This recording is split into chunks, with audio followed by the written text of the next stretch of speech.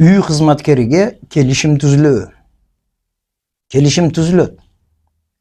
Анткени ошол үй кызматкери деген бир тарап болот. Жумуш берүүчү, экинчи үй кызматкери.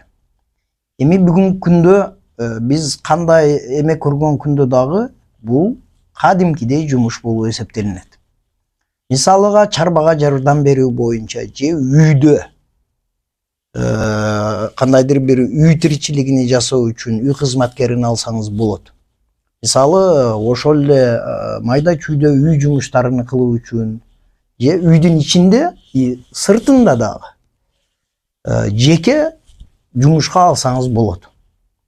Бирок калган эрежелер эмгек кодекси менен жөнгө салынат. Сиз кадимкидей келишим түзөсүз, үй кызматкери ким катары алып атасыз?